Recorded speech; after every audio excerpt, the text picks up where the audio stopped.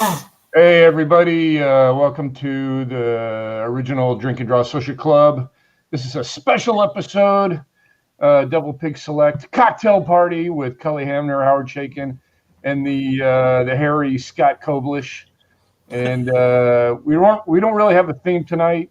Just a bunch of dudes sitting around having a drink and talking about dumb stuff. So welcome, everybody. Hey, Dave. Hello. Thanks for having me. Hello. Hello. Hi, everybody. We get to So see. yeah, Wow. I just read Cully's palm, and there's not much of a future ahead of him. That's really cool. What? Huh? I'm sorry. I'm sorry. That's right. I have to be nice besides keeping it clean, too. I thought you said you were going to be verklempt. I am. Look, He's as clamped as heck. I'm clamping. You're clamped? He's clamped. Yeah. Well, I got verklempt yesterday. About what? When I heard you at the inauguration. Yeah, that was kind of nice, actually. Did you actually, Howard? It was pretty. What's that? Did you actually get verklempt during I the did. inauguration? I swear to God. Yeah. Yeah, I know, I did. I got teared up. I mean, that was for us the high point of the performance. That his performance of Amazing Grace just gutted us. It really did. It left us both very teary. What did you think of Amanda Gorman? I did not hear that. Yeah, when I saw the pictures of her, I thought it was Candace Owens. She's from Los Angeles. She's only 22. Like Who, Candace Owens? Borman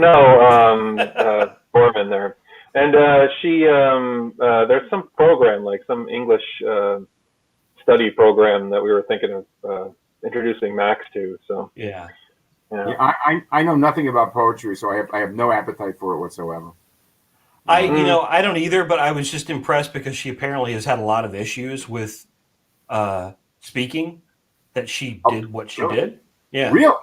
I think that's the whole point. I mean, like, so as does Biden. I mean, Biden's got his stutter, He's got a stutter. Yeah. Well, I mean, I'm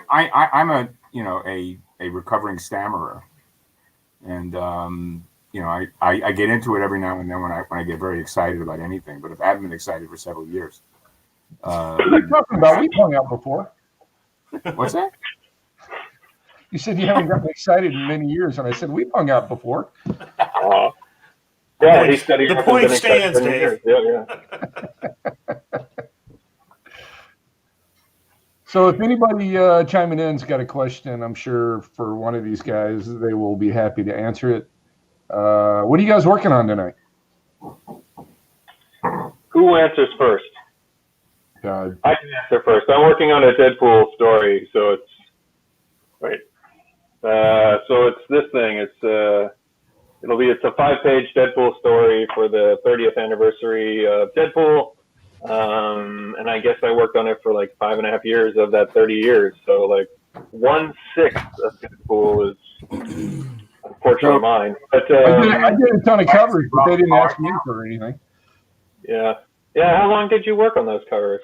Quite a few years, yeah. So with 30 years, I have to send Rob a card, right? Yeah, that's right. Yeah, we all owe Rob a debt. That's what I was thinking. Yeah, there was one cover that Howard, you drew of one of the books that I worked on. The Hitler issue. The Hitler issue. Yeah. I had so much fun killing Hitler over and over and over again. It was so much fun. And I drew him like a maniac, like a happy-go-lucky kind of maniac. Because the story in general was Hitler, like someone comes back in time to try and kill him. But of course, this has been happening all of Hitler's life, that people have been trying to come back in time through time to kill him. So he's ready for this guy this time. And he gets the time machine, and hilarity ensues. But what I liked about it is just drawing him as if he's kind of like I don't know, like a Harpo Marx. You know what I mean? Like as crazy as he could possibly be. So. Well, yeah, I did Hitler in a Hawaiian shirt in a Batman graphic novel I did in the '90s, where he's brought to Malibu by a submarine so he can meet Bruce Wayne to discuss having him build a new version of the Reichstag. And obviously, the enthusiasts embraced it with great gusto and glee. Yeah, I bet. But I mean, look, the idea of whatever. No, I miss working on Deadpool, even though me and Rob have had many issues in the past. But the thing I liked most about Deadpool, Rob didn't bring to it, which was the zany, Wit. yeah, the fun aspect of the character. I mean, when Rob was doing it, he was just a hitman. But no, it's a fun character to work on. There's like no limits. You can do anything. I've done one Deadpool story about a bar mitzvah boy who uses his bar mitzvah money to hire Deadpool to kill his stepfather.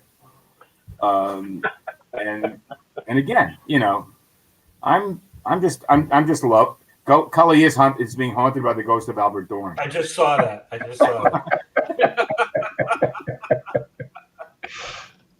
Albert Dorn, what a well, we could go on and on about Albert Dorn all night, or at least I know I could. I know Albert could. As much as I love his work, I have a deep suspicion he would dislike me and us intensely. I think we would remind him of aspects of his boyhood that he didn't want to be reminded of. Speaking of illustrators, have we all got our copy of the Salt Pepper book? No. The what? The new Salt Pepper book? No. I didn't know there was such a thing. Oh! Where's my copy? It's upstairs. It's so good. Yeah. It's phenomenal. I'd order it immediately. You got it, Dave. Yeah. Amazing, right? Oh.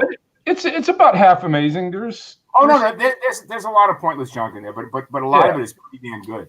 I mean, the noir stuff is like, right. Primo. I just wish there was more of it, Not a good comics artist, but at least half of that book is well worth the price. Oh, sure. Oh, wait a minute. I didn't pay what you paid for it. What's the book? $50. No, I got this. That's right. You did say you find it at a reasonable price. There were people that were huge. Dennis McLaughlin. No, I have the book. I just got it, actually. I misheard you earlier. Actually, I'm the one that told Dave where to get it for $50. Okay. No, there's an Illustrator's Press. Daniel Zimmer just published a book about Salt Pepper. Oh, okay. Yeah, that's what I heard you say. Really, initially, it's really swell. Now, Howard, maybe you can. That was the Jill. That was the amazing. Come back. Come. Sorry, I didn't know you guys were recording. I thought this was just. We're not. No, we're not. We're just sitting here. What? I'm assuming they're saying hi. Yes. Hey, Jill. Hi. Hey. How are you? How are you? Hi. I'm all right. How are you? You're Doing right. okay. Better. She's more interesting than I am. Oh no, my brain is fried after today, so I'm. Please. None of us are wearing pants, just so you know. But my fly is open. I have to, unacceptable. All night. Either go big or no pants. These days, it's a good day. Who cares? I'm happy-go-lucky. I like how we just kicked Scott out. Scott's gone. Scott vacated himself. He made a choice. Yeah. We all have choices.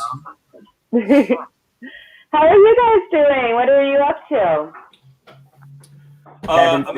I can actually sleep now, apparently. Yes. Now that the pressure's off a little bit. I know, I'm relieved too. Somewhat. I mean, look. I'm. This is just a reprieve. I think we all know this, right? But many don't seem to know that. I think people are just happy, and that the killer, instead of knocking at the door, is now back at the end of the driveway again. Has the doomsday clock been set back? That's what it is. It's like it's moved back from 1 minute to 5. Yep.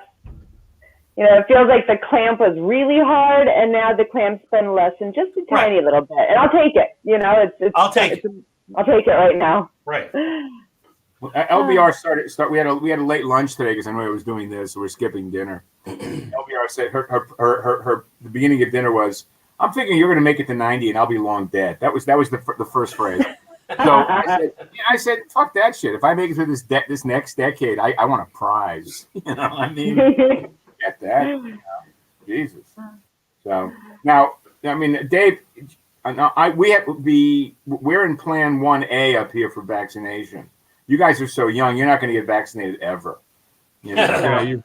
Yeah, I think we're all Plan 2 people because it's like Oh, it's like vaccine. 1A, 1B, 1C, and then there's 2, right? Yeah, we're 1B, and Yeah. I'm figuring sometime before Lincoln's real birthday, as opposed to President's Day. I mean, I feel like I'm socially distancing like a champ, and It's good to to be be honest, well, And I mean, I'll be honest. Give it to the people who can't do that right now. Well, I look, mean, let's be honest. There aren't many people less essential than us. yeah. We're about the least essential that you can get. I don't mind waiting. I live in a purple town in a blue state, so I mean, You do, yeah. See, when I do go out, I see people who are deeply disappointed by the outcome. Yeah. Oh. See, I live in a blue town in a red state, so Right. most everybody around here is pretty happy about it. Right. I figure with the vaccine, once I get the vaccine, I will continue to stay home and draw. Well, sure. I mean, that's what we were doing before anyway. Yeah. But I did occasionally go to a restaurant. Any random tongue kissing. Yeah. Stay away from that. It just feels random, it's a Howard. positive choice. It just feels random. I would love to go out without fear. You know what I mean? Like not to worry or panic about actually being outside. I took a walk last night around like 9 or 10 at night, which is what I do for exercise, and because my gyms are closed. And what I did was I was walking along sort of in the middle of the street, and then up comes like 40 people on bicycles, like, with headlights and the whole thing, and none of them wearing masks, and it freaked me out like for the rest of the time. And I just want to not be afraid. Like, I wouldn't have cared, like, years ago if like bicycles are coming at me at like 10 at night. But at Did this they point, attack you? well, they didn't have their masks on, and they were literally just like they were zooming as quickly as they possibly could. Like Right. they were screaming at each other, so they were like left, and they like came around this corner, and I'm like, oh, Lots of water vapor around them too. yeah. So they're spitting and screaming. Yeah, they didn't have their masks on, and I just was like, Well, I was my not thing really is afraid. in the morning. I think if you're outside, though, Inevitably, less I'm pushed off the sidewalk by much younger people than I, who feel that old men should move out of their way, and particularly old men wearing masks. I mean, I don't generalize my loathing for people that much younger than I am the way many do, except at that moment. Except at that moment, I truly do. I wish they would all die and taste their own blood. There you go. Well, I'm petty. I understand. I'm venal and small-minded. I'm sort of mean, but I'll get by. that's what we love about you. A little bit. I'm a little mean. I just realized that the time some of the best time I've spent with Dave and Scott were in Holland, where Cully wasn't. I love that place. Yeah. Rubbing it in, baby. Jeez. Yeah, Cully. What did I do to you, Howard? What have I ever done to you? What have I ever done to you? In there. I thought, Amsterdam and Utrecht were amazing. So yeah, what a great trip that was, wasn't it? Yeah. It was By the way, really I got a. What happened? Your passport didn't work or something like that? What was the? They don't take it if it's in crayon. Apparently. It's Stranko, right? What it was is apparently there is a proximity by which if you're within a couple of months of your passport expiring, they won't let you use it in some countries. And you know why that is. It has nothing to do with those countries. It has everything to do with our State Department. Yeah, that's a mandate that our State Department started laying out about 20 years ago. And the reaction. Well, that's actually not what they told me. They said they will not let you into the country. He said, that government will not let you into the country if you're. And it wasn't expired, but they wouldn't let me use it. I stayed in Seattle because I was in Seattle. I stayed there an extra day trying to get like an expedited passport, and they just made it impossible. And I spent an extra $1,000 staying in Seattle an extra day, and for nothing. Yeah. We went through this in Brazil the first time we went to Brazil in 1995 or 96. Yeah. And Laurel had to get her passport done overnight because of this. Yeah. So we've gotten in the habit of renewing our passports a year before they expire. Yeah, I mean, lesson learned, right? I mean, literally, like the day that I got home, the Saturday that I got home, I sent the stuff off and had my new passport in like a week. Look, I just hope and pray that there'll come a time when we can actually be mocking other people for not being there. Right, sure. But, of course, I got this passport just in time to not be able to travel anywhere. Right. Well, that's one of the biggest things I miss is being able to travel to different places. I really, really miss it. Like, look, I miss just being able to sit in a bar with you guys. You know what I mean? Like you said. I went to a show in Detroit a couple of years ago, and it was very obvious that none of the other cartoonists at the show wanted to have dinner with me. They didn't want me at the table. Why do you think that is? Beats the fuck out of me. I'm sorry, beats the hell out of me. But it was very obvious. I mean, it was just like a bunch of cats, whatever. And like you said, Cully, I was perfectly happy with a book and dinner. Well, the thing that I've noticed is that like the people that I kind of gravitate to at conventions are the people who like to talk and actually are quick-witted and sort of thoughtful and can talk about things other than, they can talk about anything. And what I wonder is, what are the other people talking about if they don't want to have us around? You know what I mean? Like, well, I miss the whole the idea of going to a convention and then after the show is over, having dinner and then going back to my hotel room to work. Not happening. Doesn't happen. For me, the minute that bell rings, I'm out, lie down for half an hour, and I go to have dinner with colleagues. Yep. I miss that collegial experience so much. I truly do. Yeah. I don't eat with people I don't like. Those days are gone. I will not put up with that anymore. But it's just one of the great pleasures that I'm divorced from right now. It drives me nuts. Yeah, it's really tough. I've been kind of driving at times. Like I'll get in the car and just take my daughter. I do that too. I just go out and drive, just anywhere, just drive. Yeah. Really? Yeah. Every time I go to the market, once a week, I have that momentary thought of like, we miss a road and we have nowhere to go. My car's in the shop right now because I brought it in because I had what I thought was a software problem, which turned out not to be the case. They said it's working fine, but they did discover that rats infested got under the hood and chewed up the entire all of the piping and systems of the windshield washer. I'm looking at a serious amount of money to pay for non-warranty. So we are heavily infested with rats. How old is Can your you car? clear the rats? What's that? How old is your car? It's a year and a half. Warranty? Oh no, but that isn't. It's not covered by the warranty. Oh, it's not. Yeah, rats are not. No, they particularly German cars. They're not let rats have any part of the warranty because they have a certain affinity for them. Wait a minute, that's I didn't say that out loud. Oh, Essential Sequential is here, doubting us will have any cons this year. What? Is that Jason telling us we won't have any cons this year? Yeah. Yeah.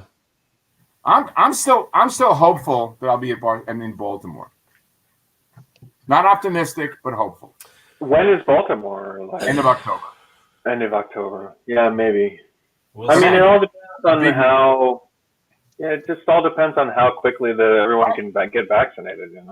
Right. Yeah. But again, there still won't be any of that tongue kissing we've talked about. Says you. I have my standards. I You don't kiss anybody you don't like. I don't anymore. I used to. Well, you just don't use tongue, is it? Though? Right. You have to draw the line somewhere. Right. Hey, cocaine is a hell of a drug. So, Cully, what are you working on? I am actually just starting up a. I don't know if I should say. I mean, I don't know if it's. I mean, Spell it. It'll be okay. Does it have a cape?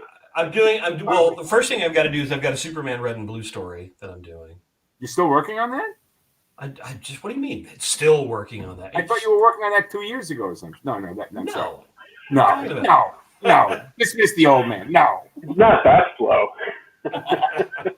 Keep up. Yeah, I'm sorry. This is just this is a short story. It's not like a big deal or anything. But yeah, I've got something after that, but I don't know if I'm allowed to talk about it yet. Mm-hmm. Who is Superman fighting in the story that you're working on? No one. Elliot Gould. Oh, no one? Elliot Gould. He's always fighting Elliot Gould, really. I hate that guy. I've always wanted to fight Elliot Gould. He's my greatest nemesis. Is he really? No. Not No, Jack Dana Lemmon? Gould. Dana Jack Gould, Lemmon? yeah. Dana, Dr. Zay, Did you see the Dr. Zayas thing though? it killed me. That killed me. Upstairs. So I'm at the corner of Vineland and Dilaudid, if you know what I mean. That line killed me. I will think the phrase "wino shaped dent" in my car, as I have just now. Now, is that going to be a series? I don't know, but do you guys know Jason Palmer? That it is. Do you guys know Jason Palmer? No. Yeah, sure. He sounds exactly like Jason Palmer in that story to me, like his voice. I haven't ever met spoken to Jason him long enough. I wouldn't be able to identify it. Well, just take it from me. He sounds like Dr. Zayas. Okay. But that whole presentation, sitting at the pool, the cat upstairs, just everything. Yeah, I had a feeling you would like that. You know. I wish I liked the stand versus Evil Dead or whatever it was more than I do, because I like John C. McGinley, and that show never took off for me. You know. I don't think I've seen it. It's basic. It's called Stand versus Evil. That's right. I think it's on IFC or Discovery, one of those things. It stars John C. McGinley, who I'm very fond of. You know, But he was great on Scrubs. Oh, I used to want him to play Dave in a movie or something. I could see that. really? Yeah, just give him the Yeah, beard. his shoulders start just below his ears, right? Have you ever seen what he looks like out of this? He's like a mountain of muscle. Well, yeah, Well, but Like that. You know. look, I'm sure that special effects could make him look doughy like Dave. Wait, how dare you? Do I have to come to Dave's defense all the time? I think so, yeah.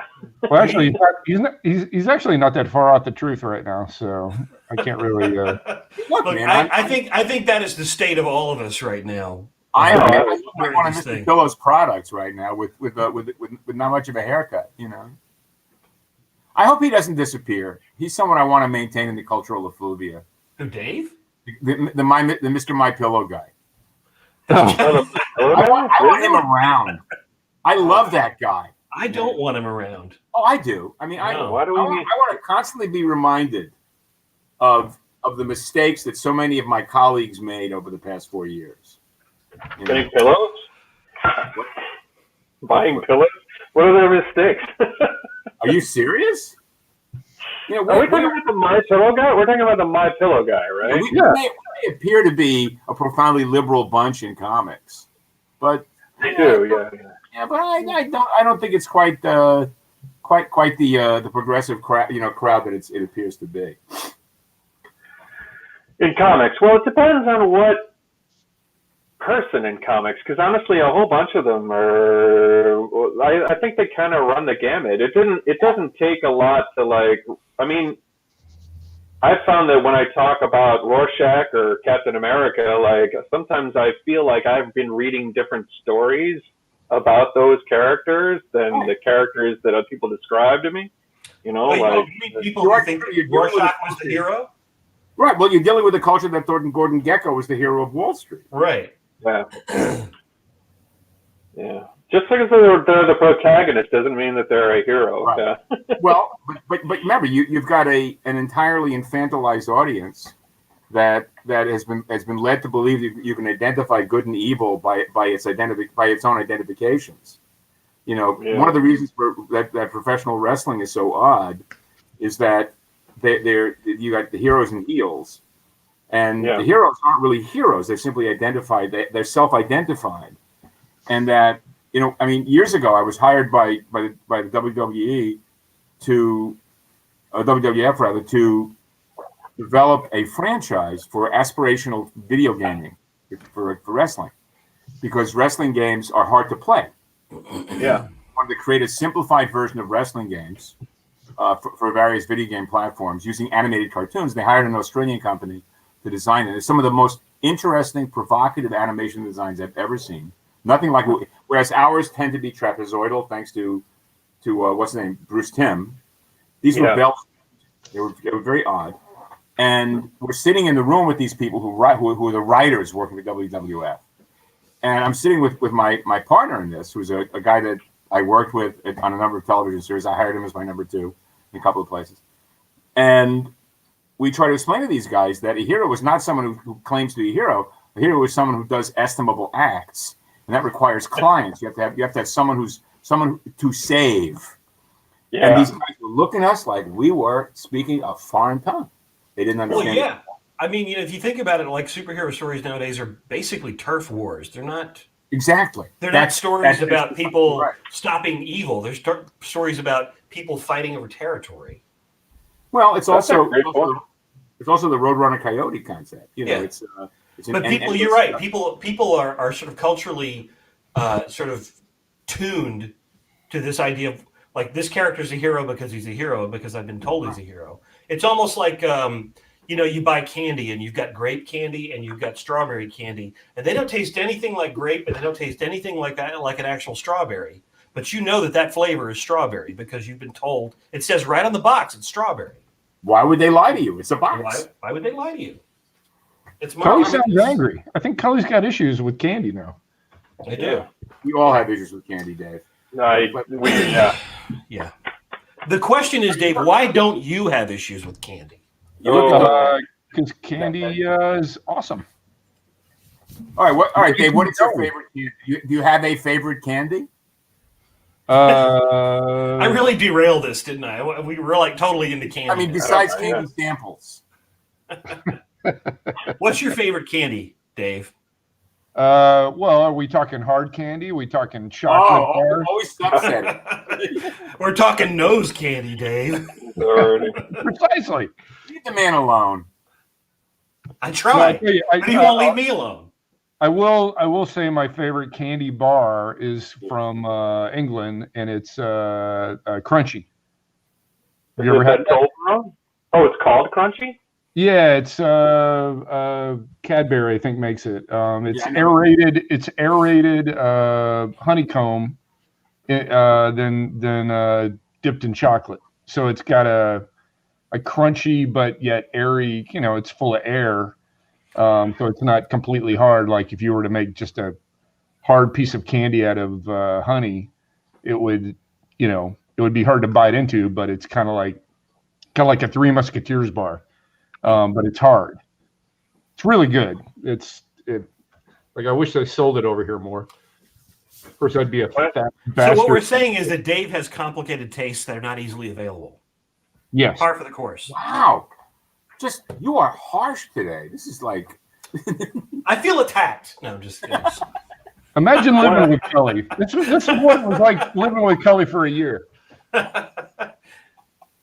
When I was a child, like 7 years old, I went to England, and everybody ate candy. And as a kid, I didn't have a lot of experience with candy. I didn't really eat a lot. Were you raised in a commune? We just didn't have a lot around. I lived really far out in the woods.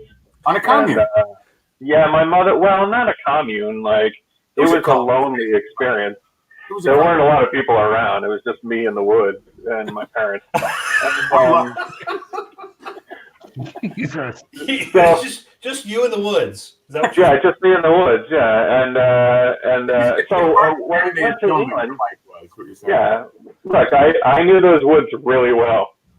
because actually, well, it was funny because years later I learned that the reason that there were these woods because it was in the wilds of New Jersey. Now I know that those words are not spoken very close together very often, but I lived out in the wilds of New Jersey, and the area that I lived in was all state and federal park because it was George Washington's headquarters. They just kept it as like federal park, and there's some state park in there. But the real bulk of the land was it was owned by this one guy who was a banker in the 19 teens, and he had bought like all of this property, and then he had managed to make an estate there. He called the estate Del Barton. It was named after his 3 children, like Del something or other Bart. Paulie's having a coma right now, and I'm joining him. I know, yeah. I'm incredibly interested in this. I know that, yeah. So, but as long as I have the floor, I'm going to keep going. So anyway, the reason that this whole place was the guy had died, but had given it to these Franciscan friars who created a school, like a private school, and of course all the property just sat unattended for years and years and years. And then I wound up growing up in that area, but there was just nothing around. It was just like woods for miles and miles and miles. There was like a place where at least one of the 5 families would have decided it would be a great place to dump bodies. Well, there were a lot of like abandoned cars, but cars from like the 50s and stuff like that. Yeah, but those were in weird swales. Like I couldn't get to them. Like I only found them after like a couple of years wandering through the woods. These sort of abandoned cars that were in this one weird swale. I think the story is going to end where Scott tells us where he buried the bodies. And I think you could have stuck with the first opportunity to go with commune. You know. Tell me where you buried the ending. Well, I kind of wish that there had. Yeah, there's no ending. No, there's no ending. So, I kind of wish that I had. Scott, you got to let us laugh for a second. Yeah, absolutely. That's good. There's no ending to this thing. You know, I'm not looking for an ending. I mean, you may be looking for a way out, but it's no ending to the story. So. I'm coming. Oh my God, that was fantastic. Somebody call the paramedics for Howard. I think he's having a coronary. Oh man. Ooh. I'm wet. So anyway. Well, better. Anyway, we delivered the bomb. We did, yeah, eventually. Well, now I feel like we've offended Scott. Oh no, I could go on about. Well, trust me, I could go on about like walking around the woods forever. My father used to have a antenna that he put a giant antenna on the top of the mountain that he would put up for like television kind of stuff, so we could listen to television. But it was a radio tower. It was a radio tower that was 50 feet high, so the lightning would strike it all the time and blow. And like anytime there was a lightning storm, that we were just in the dark, like. So and then I'd have to walk up. Yeah, and then I'd have to walk up the wire. Like my father, the next day when it wasn't raining anymore, he would send me out to walk up the wire, and I'd have to walk up the wire and find out where the wire got blown, and then tape up the wire with electrical. I swear to God, I lived in this century, like this past century. Like whenever I talk to anybody, I was talking to Jill's grandfather, and we had a lot in common because like he grew up in like Iowa in like the 1930s. And I was like, so you walked around in the woods a lot alone? And he was like, yes, I did, you know, like, so. So those are my stories, you know, basically. Everybody else had some cosmopolitan kind of life, but I did not. If only Prairie Home Companion had you on. It is a Prairie Home Companion kind of story. It really is. Yeah. They are, yeah. A lot of. Well, I mean, I could talk about Pemmy Jost falling to the lake during the ice skating season if you want. You know, Jesus. If there was a lake that we had, and There were only 13 houses on the block within there were about 13 houses within about like a 4 or 5 mile radius. So there were a couple of horse farms, and we just had a couple people out there, and Pammy Jost fell through the ice, but of course it wasn't very deep, so she fell to here, you know what I mean? So. Okay, let's move on. All right. I can go on for a long time about this. I was not intending to be this amused. Right now. I mean, if I knew I was going to be this amused, I'd be thinking a lot more about the Holocaust as a level of that. We did have Holocaust survivors in the area. So, up on the top of the hill, there was this one kid, Ronan, and his parents were Holocaust survivors. And then about a mile down, we actually had some children. There were children of Nazi soldiers. So we actually had that kind of thing going on. Yeah, in Jersey. Yeah, so we had Holocaust survivors. I learned how to play chess from them, and we had there were children of Nazis, and we just heard stories about how their father basically, when the war ended and the Russians came through, they just ran into the woods. That's how they survived, you know. Well, of course, they were already in New Jersey, so that made it a little easier to escape. Everybody, Jersey is the great equalizer. Look, I was born there. You know, I was born in Newark, New Jersey. Oh, okay. Because my mother was a whore, and she was pregnant out of wedlock, and she wanted to hide out, so she gave birth to me in New Jersey, so I could be hidden. When you use the words that imply money, is there money? Was there money involved in your mother's? No, she was just a tramp. She was just basically she was what they called a round heel in those days. My brothers both have different fathers as well. Hmm. And I think I told you when I told my middle brother. None of us knew this. We found this out after my mother died. Yeah. And when I told my middle brother about this, his reaction in a matter of seconds was, "Holy fuck! It's just like Bonanza," which I still think is one of the great responses to a circumstance like that I've ever had in my life. So you didn't know growing up that you had different fathers, or no, we had no idea. It just wasn't something that came up. The guy who I thought was my father adopted me when I was 3.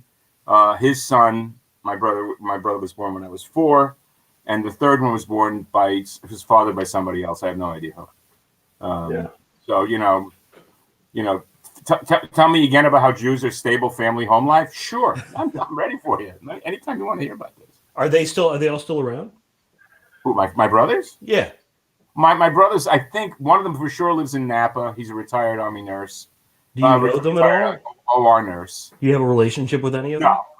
I mean, he knows how to find me if he needs to, you know. And the other one is, I think he lives up there as well. But the family I have is the one I married. Yeah. You know. Yeah. That makes sense. Yeah. It's a lot healthier. Trust me. I remember you telling me a lot about your life the first time that I met you in that pizza. Right. That's right. You launched it. It was 3 a.m, and you launched into this really long discussion about your home life, kind of or your children, and there was a lot of things going on, and I just, because it's been 25 years, I think, since that day. Yeah, Scott and I ran into each other at a pizzeria on 2nd Avenue, something like that. Yeah, it was 8th Street or something like that. Yeah, okay. 2nd Avenue. Yeah, I'd been to the theater, and I had gone to a meeting, and I was walking home. Yeah, you were dressed to the nines. Great. I was dressed. I was sweet and sharp. Yeah, you had spats on or something like that. It was yeah, you had a 3-piece suit. It was Were you like an Arrow shirt man or something? I was darling. No, I was absolutely adorable. I had I was wearing a silk tie with collar brad, and did you have a monocle or Armani suit with a double-breasted vest? Did you have 2 lines going down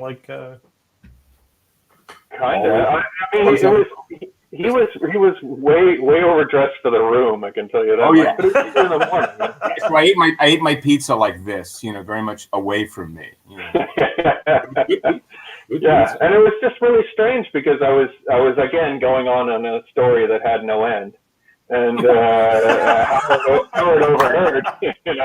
Am I to assume that you're still telling that story? I am. Yeah. No, Koblish's summer Croatian for relentless. Yeah, it's true.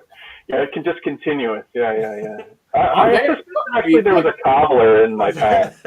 Every time you meet Scott, you're simply getting a chapter of the same story.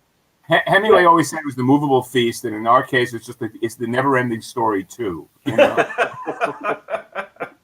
Well, even Howard, I was telling this long, drawn-out story, and Howard, the reason that I think Howard was even interested in he was trying to get me to wrap it up. Because Howard goes, because I was telling this long story about like when I was a child. So, all right, here we go. So I was a kid, and I went to the Kubert school, and I was like 9 years old, 10 years old, and I wanted to be a cartoonist. And this one guy who went to the same classes as we did, because these were the Saturday classes, and Joe used to teach them. And I was waiting because my parents never picked me up on time, so I was waiting out the parking lot. Yeah, we lived in the woods, so they had to crank the car to get it started. So they got there real late, and I'm waiting in the parking lot for this. And this one guy comes up to me, 69 years old. He just retired, and being an accountant, he comes up to me. He says, "My parents told me to have like a real job, but I always wanted to be a cartoonist. So I'm taking these classes now. I just retired from my accounting job, but now my hands shake and I can't do the thing that I love and wanted to do all my life." And he turns, and I'm like 9 years old. Yeah, he says, if you have a dream to be a cartoonist, don't give up, So I'm telling that story, and Howard goes, because he's waiting the entire time. He goes, and did you become a cartoonist? And I was like, I did, so. And then Howard spent the next hour and a half entertaining us, really. It was 4 a.m. before the time we got out of there. So. And it was cold, as I recall. It was chilly. I don't remember it being cold, but then I was wearing a big overcoat. Yeah. I had a Xenia overcoat back then. It was I was such. Those are the last vestiges of my clothes horseness. And I was serious. The next time that I met you, you were dressed in jeans, and it was a very startling there was a definite bifurcation. I went from being a very serious. I mean, somebody posted a photograph of me and my second wife on Facebook today from a Halloween party at the Comic-Con. And Karen Green referred to it as looking like my bar mitzvah suit. And I said, if I'd been bar mitzvahed in Armani, I'd have had a very different life. Let me tell you, and I was able to identify everything I was wearing down to the shoes I couldn't see because I knew what they were. It was an Armani suit, and there was the shirt was a cotton flannel, which never made it east of Chicago. Armani made these absolutely beautiful flannel dress shirts that were just exquisite. They felt great, and I wore this thing. You could read through the buttons. I wore it for so long. I wore this thing for 15 years. But I was a dandy. I really was. And Yeah. What made you attracted to clothes at some point? Because clearly it's not going on right now. But what happened early on? I honestly, it was the year of the bicentennial. I come to realize that everybody who ever called me faggot for having hair down on my shoulders. For looking like a freak, all look like the Allman Brothers, and I felt the need to separate myself from that, and so I went and I did a job for the last promotional for G.I. Joe in the original full-size 12-inch format for the Australian market. I did a huge job for Joe Bacall. I ended up basically franchising G.I. Joe into the mega million thing it is today, and I got paid really fast. and I spent a shitload of that money on clothes. I had a buyer at Barney's, this young guy, who from the neck down was all bespoke suit. From the neck up, he looked like one of the members of the Mothers of Invention. And he was an absolutely amazing guy, very dour, very, very serious, no sense of humor, no laughs at all, but with a great eye and great taste. And I had a weird body. I have a weird body now. Even then, I have a big ass, but I'm broad shoulders, so you can accommodate for that. And my body was made for Armani clothes. It draped right from the shoulder. And I showed up at Marble one afternoon after the full transformation and freaked the living hell out of people there. It was a very interesting experience. You know, I came in wearing this is the 1970s, so forgive me. I was wearing a rust-colored herringbone suit, vest and trousers, with the same rust-colored velvet coat. Okay, a purple leather tie that was close to the rust color, and a white and blue pinstripe shirt with a double collar, and Piatelli shoes. Yeah. And I look like a pimp out of Eurotrash. So there was somebody at this store that would buy things specifically for you, or tailor? He was a buyer who also served as a personal tailor. I was sent to him because I said, I got this budget. I want to spend some money. I want to change my look. And they said, this is the guy you want to talk to. He's close to you. He's about a year younger than me. And again, just utterly humorless. Tried to crack him up. Didn't happen. And he spent a couple of grand of my money and dressed me. And it was great. You know, and he altered the clothes for you and everything. Oh no, well they alterations were free anyway. That was just. But he altered them for you. You said he was a tailor. No, he wasn't a tailor. He was a buyer. Oh, okay. The tailors at Barney's were all 3 foot tall Jewish or Italian men, and they were hunchbacked, and it was just one of the great experiences. I loved doing it. It wasn't until I moved to LA that I learned about tailoring clothes. You know, I would always buy it off the rack, and it would never fit right. Right. You'd get those dress shirts that were like giant, you know, and not realizing they're giant because they're supposed to be tailored. And one of my fondest memories when I was living downtown is I came up with this idea to do a thing called Man Day, and it was me, Dan, Jeff Johnson, and Tony Donnelly. And we went out to Fashion Row, whatever, downtown, the garment district. Sure. We all bought cheap suits. We went to a tailor right next door, got them all tailored. While they were being tailored, we went and started drinking, had lunch. And by the end of the day, we had fitted suits that we then went out, drank more at a nightclub, and had dinner.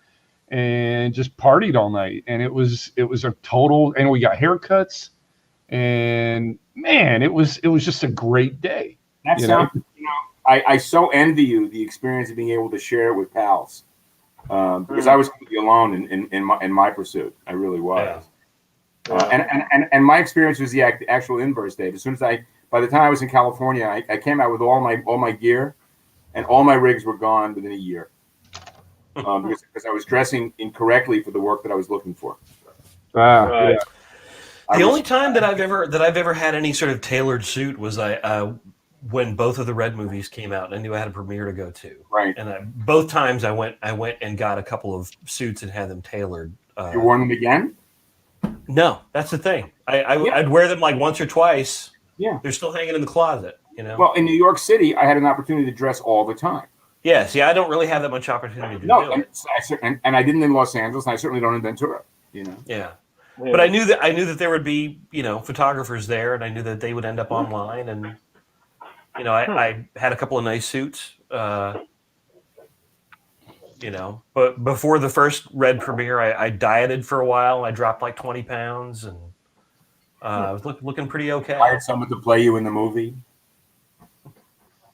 Bruce Willis. No, I'm just. Well, I did a little bit of work for Spy Magazine, and they invited me to their party to celebrate the completely misbegotten party that they made with NBC TV. in which they partnered Spy Magazine up with Jerry Seinfeld, which made no sense whatsoever. And I went to this party, and it was at Morton's, not the steakhouse, but the restaurant Morton's at 9,000 Sunset. And I was there with my third wife, and I dressed the way I would for such a party in New York, and I was taken immediately for an agent or an attorney, and I was solicited by people I didn't want to talk to, and cold shouldered by the people I did. Yeah. And it taught me a lesson that that if I was looking for the kind of work that I was looking for, I had to dress the part, which was to say, t-shirt, open shirt, jeans, and loafers, no socks. I have in my life most often been mistaken for a Blockbuster employee. I couldn't figure it out for the longest time, and then I realized I was wearing a lot of khakis and a lot of blue, a lot of blue kind of polo shirts, Powered polos, right? Yeah. So. I mean, I'm wearing exactly the same. And hanging clothes. around in the Blockbuster. That also did it. I'm wearing exactly the same clothes I wore in the 1970s, just tailored differently. That's all. Yeah. I don't wear boots. I wear Uggs more than I wear boots.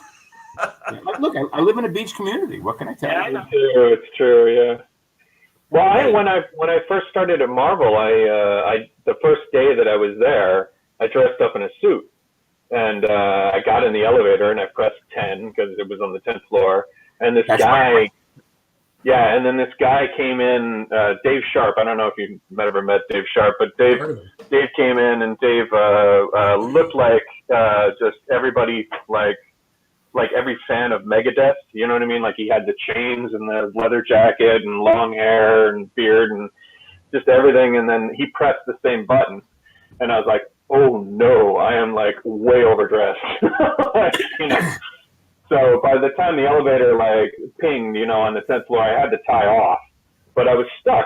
So like I tried to pass it off over the next week. Like I wore progressively less and less of each of the suits that I was wearing, like I would wear just the dress shirt and the pants, and then by the next week I was wearing jeans and a t-shirt like everybody else. Was there a week where you wore like shorts, but like the blazer, and a tie? Well, the blazer that was Deadpool Goes to Bermuda. Yeah, the blazer. When there's a lot of ink flying around, I just didn't like having like a suit on for that sort of stuff. But yeah, so yeah, I got caught sideways on that one. I just didn't expect it. I was dressed because the job that I'd had before was in sales, so like they're always telling you to dress for the job that you want next, So, yeah. And I thought that was going to be something. Look, I remember when Marie Severin freaked out when Gil came in wearing his usual, navy blue blazer, Oxford broadcloth shirt with no necktie, and a pair of tailored, fitted, ironed blue jeans, and a pair of Gucci loafers. Wow, yeah. I can imagine. He made some bizarre fashion choices late in life, which I he just completely fucked up. He's got to be crisp at all times, Well, he was a very unattractive young man who, after the nose job, became a very good-looking young man. Yeah, and took advantage of it in a big way. He seemed like quite a fellow, like made an impression on everybody, like not only just his artwork, but his personality and stuff. Oh, people hated him. He was just really disliking him. Well, I don't mean like a good impression. No. I mean, he was a gonif. He was guilty of everything he's been accused of. Yeah. But he was also a very difficult, condescending guy. Mm-hmm. He didn't. People who were friends, but he turned a lot of people off. He really did. But I loved him. I thought he was just a complete pisser. Incredibly entertaining. Yeah. Millie the accountant at Marvel hated him. So yeah. What's that? Millie the accountant at Marvel. The accountant at Marvel. Millie. Oh my God, that woman hated him. Like he was constantly double billing, but she was also in. I mean, she was in. I mean, Marvel hired the handicapped in that particular realm. Well, he Damn. walked around with a cane when I was there, so I imagine that's kind of. No, I'm talking emotionally and mentally handicapped. There was there were some pretty dipshit based crowds going on up there. You know. Why? I mean, the fact is, You're not wrong. look, both companies' administrative staffs, Marvel looked like a boiler room. DC looked like a real office. Okay. Yeah. Wherever they were, they always looked like a real office. When I was a kid, when you took the Wednesday afternoon tour at DC, which freaks me out that there even was a tour. What's that? It freaks me out that there even was a tour. I do a whole thing about it in Hey Kids numbers 7 and 8. Yeah. You go up there, you get there at 3:30 because school gets out at 3, right? And Jack Schiff walks you through the office. I did it a couple of times. I got to meet Neil when I was a little boy, and Murphy, and Julie, who looked like Julie always looked like a guy who needed to get his dentures refitted, just inevitably. They just always looked like a shift.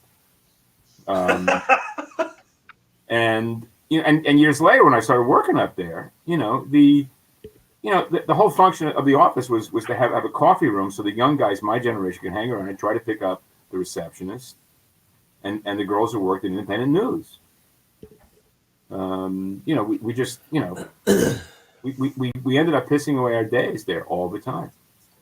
We spent the entire day hanging around in the coffee room, drinking, talking. That's how I met Simonson. I met Kaluta, Weiss, and Wrightson at Jeff Jones's place. I met Roy Krankel and Williamson. And then I hanging around at DC looking for work, just hanging around. Well, that's kind of what I didn't quite understand, because I've heard a lot of that from that particular batch of folks, that there was just a lot of hanging out at this water cooler kind of thing. And I don't like at my time at Marvel, it switched over while I was there. Like I was able to just walk in anytime I wanted, but then it switched over like security wise. But Marvel wasn't collegial the way DC was. There was no place to hang. Yeah, well, I would hang out in different editors' offices, so I would just shoot the breeze. Back then, even when it was up on Madison Avenue and 59th Street, they were in the same building as the National Lampoon. Yeah. And the Lampoon was on a higher floor. It never occurred to the Lampoon to go downstairs and ask Marvel to get comic book guys. They hired them outside. And we will always be grateful for Joe Orlando for telling the Lampoon these utter lies about what we were being paid. It was fantastic. He concocted these ridiculous numbers, and the Lampoon was willing to cover it, because Matty was in the and that's all Orlando. He did that. He lied like a rug, But at DC, there were always parties. There were always little cocktail get-togethers and cakes and stuff, and just hanging around. And I ended up, I spent most of my days, drinking with Weiss and Kaluta. Bryson didn't drink much. Neil would come along and have a white Russian, and that would sustain him for the night. Really. And not a fan of white Russians. No. Is it milk and something? What is a white Russian? It's Kahlua and cream. Yeah. And it is utterly disgusting. Yeah. But and we generally did everything together. What's his name? Larry Hama and I were just talking recently. Being at a convention in Ontario, and at a college, and we're back at our hotel before we're going to go out to dinner. We realize Cab Calloway and his daughter are appearing in the lounge in this Holiday Inn we're staying at. Yeah. So we blew off dinner and went to see Cab Calloway. How do you go? Yeah, that's awesome. The way it was. I got to tell you, it's always fun, like getting to have dinner with you and some of your friends from those days. To listen to you guys talk to each other, because we were like all the rest. The rest of us here on this broadcast right now, we were fanboys. And we used to read about you guys. My first meeting with you that weekend in Baltimore with Starlin. That was not our first meeting, but that was the first time when we got along. I don't remember meeting you before. Wait, were you not getting along with people? No, the first time I met Howard was when he was doing covers on Firearm, and I have no memory of this whatsoever. I deny everything. it was in San Diego. I met you, and you were like, "Oh yes, I know your work. You're slow as shit, but I know your work." And well, he wasn't wrong. He wasn't wrong, but I was taken aback. Like, that was kind of mean. Yeah, but you got to admit that hanging out with me and Starlin DeZago that night in Baltimore. But yeah, that years later in Baltimore, it was Baltimore, wasn't it? Yeah, it was me trying to get Starlin not to beat the crap out of somebody else. And we had the best time. It was hysterical. Yeah, we were making each other laugh like crazy. Starlin knew he was not going to do it, but he needed someone to convince him a reason not to do it. Right. And he knew I was the guy to do it because he knew exactly how I felt about that other person as well. It was fantastic. Yeah. Did you get in a fist fight, or is it just words? What's that? Did you get in a fist fight? No. Oh no! But he Starlin was ready. I mean, it started out like I think it would be a really good idea for me to beat the shit out of this guy. Offering it as a proposal. And Howard, is this going to be in Hey Kids? And not in the next one, but if there is a third one, yes. But cool. But I'll transpose the timeline and make it your generation, not mine. Seriously, that's in the notes. I mean, the second arc starts in 1950, deals with EC, the blowback from the Comics Code, the advent of the Undergrounds, the advent of the mini generation of Thomas and Adams and those guys, and then my generation coming on, and the first inkling of yours. The last issue introduces representative avatars of your age group. The third it's called Profits and Loss. The third volume is going to be called The Schlock of the New. And you get that title right. Thank you very much, ladies and gentlemen. There you go. So what are the avatars of our particular age group? Because I struggle to think of any. Like, I guess there are some of the personalities that came out of Image, I suppose. Yeah. Well, if you're looking for stories, I know me and Cully's got a few. Well, I mean, the only thing is, I don't want score settling. I mean that was a real issue I had. People kept, I asked for anecdotes, and everything I heard from everybody was an attempt to settle a score with someone. And I really you don't want that. That's not the point of the story. Yeah. Yeah. I mean, there were plenty of great anecdotes from Gaijin, that's for sure. That was kind of our version of what you were talking about, of hanging out in the coffee room and all that. That was, for me anyway. Quite seriously, and this is no smoke. I mean, you'll note that I've never blown smoke up your ass before. I'm not going to have to start now.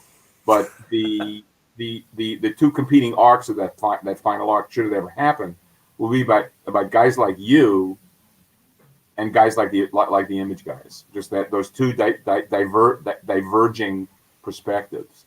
Yeah. I was talking to somebody today about Ken Burns, and that how I think visually speaking he's an astonishing filmmaker, and that contextually and subtextually he's a complete waste of time. In his utter obviousness, and I feel that to a great extent, a lot of what came out of the '90s after you get past the dismissing it is its obviousness. It plays right to the audience's assumptions and presumptions about not having to do any work at all, and not just barely being a passive participant in the adventure. Which is one of the reasons why I'm astounded at the success of video games, because they seem to require so much work. I just don't get it. They do require a lot of work. I actually, when I was a kid, the reason I never got into video games is because when I was a child, it was you'd have to go somewhere, to play the video game and then spend money, and I was so bad at it, I would lose my dollar. And then angry, I would refuse to go there any longer because I didn't have a lot of money growing up. So you went back to the woods. There weren't a lot of jobs in the woods. So so I would just trundle over and get some comics where I could get 3 comics for $1, You know, as opposed to losing all my money over a 2-minute span. You know what I mean? So that was really. I never developed the video game habit. I didn't either. For some reason, just never resonated with me. Oh, I did. Yeah. When I was a teenager, my sister married a guy who ended up getting a job in a video arcade. And one summer, he came home with a bank sack. You know, those big burlap bank sacks. Yeah. All the competitors' tokens that were used in that arcade that they didn't want to reissue, so they just kept putting them in this bank sack. And he just came into my room. I lived on a second floor, and he just dropped it from mid height, and the whole house shook, and it was just filled. I think it was like 100 pounds full of tokens. So that whole summer, that's all I did was go to video arcades and played them for free. So the first one is free. Yeah. Sounds like a heroin deal. I mean, the weird thing is, I would go to arcades, I would play games, but for some reason, I never developed the adult habit that people seem to have now of like having systems and I just I still play, and every once in a while I'll find a game that I'll just stop and look at the backgrounds. And there's some games that you're just like, good God, these are amazing. I mean, I admire what I see. It's just I don't involve myself in them. And I've tried to become involved in them. Yeah. My son-in-law is the guy who ran the tech squad at Skywalker that created 3D Max and Maya. And he's a serious gamer. He's two-time Academy Award winner in technical category. Nice. And his son is a serious player. They play together a lot. It's a real bonding instrument. And I was part of the squad that did a version of Call of Duty. I did some contribution to the writing there. But I found that I just didn't like the idea of having to work so hard at it. When I played the Call of Duty game, all I really tried to do was kill my officers and go home. And I didn't want to do this. I didn't enjoy the process.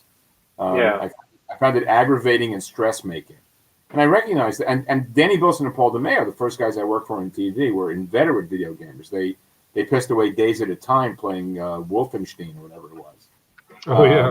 They had screens back. They had screens. They had a partner desk, and they each had separate screens, and they would play endlessly. You couldn't get their fucking attention. It was really difficult.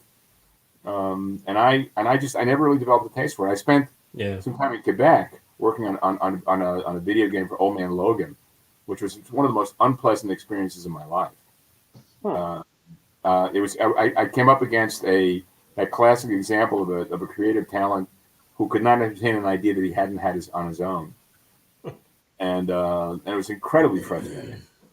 I don't think it was significant that he was French, but I'll say that he was a very difficult guy, and it was not a pleasant experience. The Quebecois are very strange. Yeah. Oh, I was not a happy visitor to that city. Yeah. Well, which city was it? Was it in Quebec or was it Quebec City or Quebec Province? Yeah. Was it further up north? Because when I was a teenager, I drove up through Quebec, and I don't know. There's a little ghetto of video game companies, and they're also terrified of industrial espionage. There's no Wi-Fi at all. It's all Ethernet. Oh wow, really? Yeah. That makes sense. Yeah. The further north you get in Quebec, the more they become hick-like. They're like. No, these were cosmopolitan assholes. Oh, okay, yeah. They become like very much Appalachian. Only they all speak French. They refuse to speak English. So it's very, very. Okay. Yeah, well, they'll all be in overalls and living out of like sheds and stuff like that. But they're all like boo boo boo boo boo boo, like. Yeah. Oh, that's French. Well, it became a problem because like I had my French to English dictionary, and I'm trying to like ask them questions about where to go for the grocery store around here, and then after a while they would just listen. you know, and then they're like back and forth a little bit, and then one guy goes after maybe half an hour of me trying to figure out where the grocery store, he goes, I think he's looking for the grocery store, and I was like, oh, you speak English the entire time. They just were playing me, and everybody else was going, wrap it up. Yeah, that was it. Yeah, they're like enough with this guy's stories. I think he's looking for the grocery store. After a while, they were like, I spent a lot of my time working in Canada. I've worked everywhere from I worked in Toronto, I've worked in Vancouver, in Calgary. Yeah. Oh wow, oil capital. I worked on it. We were welcomed with open arms, and on a Sunday morning we did a demolition and blew out windows 5 blocks away, and we're asked to leave the following month. You know, it was fabulous. But I deeply regret not applying for my continuing my application for landed immigrant status. I was halfway through the paperwork when I lost my last TV job and realized I didn't want to go back to work, so I didn't bother completing the paperwork. I love Canada. I've been to every province, so including. I like Vancouver a lot. You know, there's a guy named Leonard Wong up there that I've known for many years. He's a school teacher. And if you ever get an opportunity to go to one of his one-day shows, just take it. It's fun. Leonard's a great host. If you're to dinner with him and Dave McCaig and a couple of other local guys, McCaig is a pisser. I really liked it. Yeah. And he's found the local Chinese cooking in Vancouver is astonishing. It's amazing. Absolutely. Yeah, it's phenomenal. So I always love doing it, and it's in this little like fellowship hall or something, you know, and it's nothing special. Basically, it's an old school huckster room, and one of the upsides for me as well is I get to spend a day with what's his name, the guy from Master Time and Mobius Strip, George. Oh God, his name forgive me. Who did Master Time and Mobius Strip? George. Damn. George. One of the very few underground cartoonists influenced by anything other than Harvey's Mad. Are there any? An American moved to Vancouver many years ago. He's completely Canadian, and this is a 70-year-old man's mind losing itself slowly. But yeah, it's a great experience. Grab it if you can. And this is a Vancouver show. Being on the West Coast, it's an hour and a half flight. It's nothing. Yeah, it's not far away. Well, that's interesting. Yeah, maybe I'll do that. I haven't been to Canada since I was in my 20s. So. Hey, here's the thought, Howard. When you get the COVID vaccine, you gonna be able to hang out? I don't know. I'm still going to continue to social distance. Well, sure, but I mean, if come up, maybe hang out outside with masks on. Good possibility. Yeah, I'd certainly be more inclined to do that after the vaccine. Oh, sure, sure. I'm not going to. You're getting it 65 or over, are getting it now in Los Angeles. Ventura. No, well, supposedly, but they've canceled a lot of the. Is that true? Yeah, they don't have enough vaccine right now. What happened up here. Maybe in a couple of weeks. Ventura was 75 or over, and they ran out of vaccine yesterday. Yeah. So I have no idea what's going to happen. I'm sure you're aware of what happened with the so-called reserves of vaccine that we. Yes. Yeah. Yes. Yes. Yeah, the cupboard's bare. So, but there will be more. Supposedly, they are producing 14 million a week. So, right. But my point was that the previous administration told people we'll be releasing our reserves, and then had to admit at the last minute, well, we have no reserves. Right. Yeah. Once November 3rd came along, they just gave up. They're like, I'm not. What was it? Just today, the people that like Ron Klain and these guys were sort of looking into well, what have they already got set up? What's the plan? It turns out there's no plan, and we're starting from scratch. Mm-hmm. Well, wait, and they kept them at bay. You're surprised about this, aren't you? No, I'm not surprised. I'm outraged. There's a world of difference between surprise and outrage. Believe me, it's confirmation for me. I knew this was going. Sure. Look. Yeah. When Trump claimed to be ill those months back, right, and and I explained that I had didn't really particularly care about his condition. I got heavily trolled by a number of people, comic book retailers and comic book critics and reviewers. And I amended. I said, I don't want to see him dead. The people I want to see dead I know personally. Right. But I'm as indifferent to his as he is to me and the country's.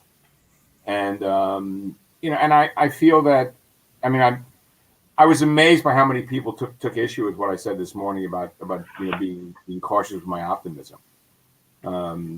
Because I think that I don't think people have really come to grasp the amount of damage that's been done here.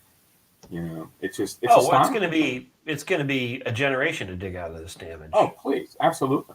I mean, you will be an old man when and if this has been cured. Yeah. And I will be long dead.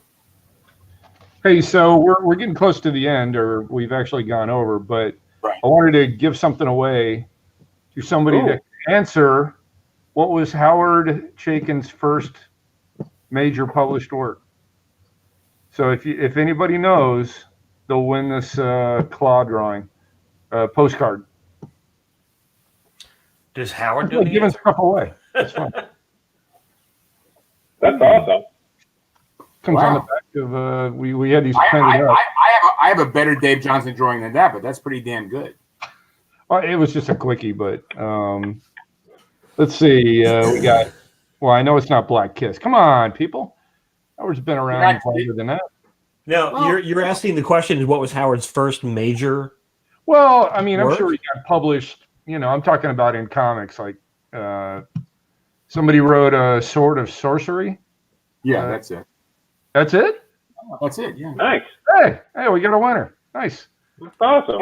And Dave Righteous, who's got a really good avatar. I like his avatar. Star Wars. Somebody said Star Wars, Howard. Of course they did. But I like that. Like Dave Righteous' avatar looks like what happened if Calvin and Hobbes decided to become a criminal and went all the way. It kind of looks like Constantine a little bit. Yeah, it's Constantine as portrayed by Calvin. So Dave, make sure you DM me either by Twitter, Facebook, or Instagram your address, and I will mail you a crappy little drawing. Fun. Looks pretty good to me. Yeah. Yeah, they're awesome. It doesn't look crappy. I know. It's little. Well, compared to that, I mean, as Kelly said, as I said, it's a piece of shit the world revolves around. I love that. That's like one of my favorite things that I've ever heard from you. Is that it's the perfect descriptor for us who work in comics. Yeah. The other one, of course, is called as midget. By the way, the Wolverine. I'm so important to so many people who don't have any idea who I am. By the way, for anybody interested, the Wolverine piece I'm working on with Sabretooth is going to be for Heroes Initiative. I guess they're doing a big push with a bunch of artists doing full-size commissions. So, just some of you doing with someone else, one of the 2 for 2, or just you alone? Well, it was supposed to be me and Jeff Johnson, and he was supposed to do one one character, and I was going to do the other. Right. And he laid it out, but he never got around to penciling his character. So I'm just gonna do it. I did mine with Brereton, which was a lot of fun. Oh no! Oh wow! Yeah. Fully painted, I assume. No. We ended up going black and white. Oh nice. I did Batman from Dark Allegiances, and he did Batwoman from the trilogy we did. Oh sweet. I assume Cody's not doing one because he hates charity. What? You cut out for a second. You referring to me? Yeah, he was. I said I assume you're not doing one because you hate charity. Well, that's not true. I'm friends with you. Oh. I love the sharp stick of digital.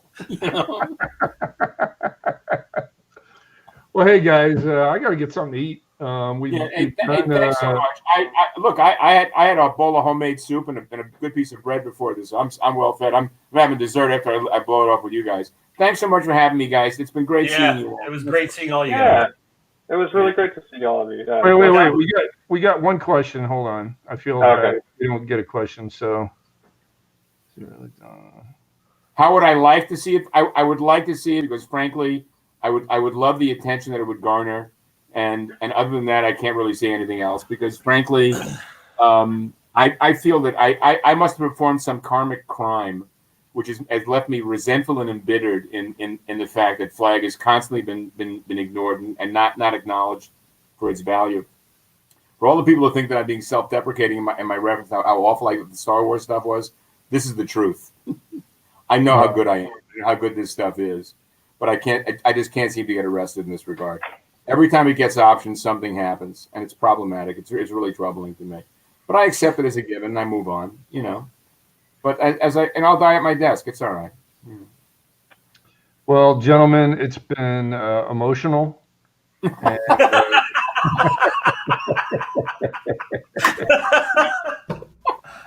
Dave, the more I think about it, the righter you are. You got to come up. Let's do it. You know. Yeah, of course. Well, we definitely need to do more of these. I couldn't agree more. I think it's this is sanity making. Yeah, it really is. Yeah. Yeah. Well, and it's good practice for the wedding too, because this will all be like it'll be the same thing for the wedding. So I'm wearing pants. I'm not. You should wear pants. There's like a dance kind of thing that we're gonna have. I'm not standing up. No, yeah, you're gonna be dancing. Yeah. All right. Well, let's end it before Scott starts telling another story. It's one long story. It's not. There's no end to it. There's no beginning. It just continues. You have made my evening. Thanks so much. See you guys. All right. See you. Thanks again.